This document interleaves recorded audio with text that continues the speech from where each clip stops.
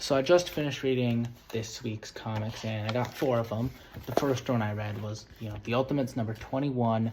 Thought this was a good issue. The last 2 or 3 have been better, but I did really like this first page. I thought that was perfect. And, The Ultimates, this is exactly what The Ultimates has been. It's political. It's just, about, freedom, fighting fascism, and that's the Ultimate Defenders right there, which is pretty interesting.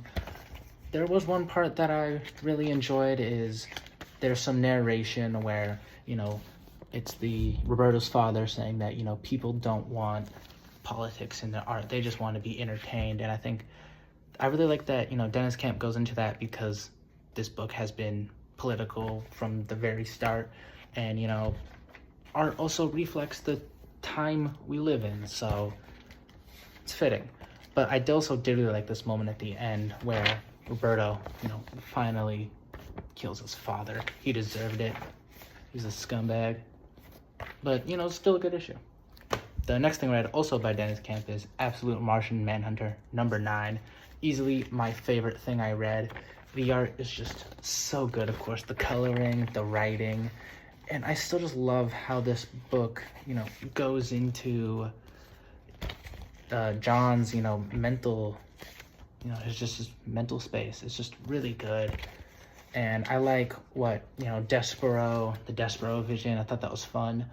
And just, man, this book is so good. I don't know if I can properly put into words just how good this is and how well it plays with the comic medium. It's just so good, and I think everyone should read that. The next thing I read was Absolute Wonder Woman, number 17. It was good. It was a giant fight, basically, almost. Or a little giant fight, but Zatanna's speech always just messes me up because I have to sit there and think about what she's saying. I try to type it out on my phone. But yeah, no, as I said, there was, a literal giant fight as Wonder Woman became the size of Giganta, and some people really like that. You know what I mean? But yeah, this was a great issue. Absolute Wonder Woman has been amazing.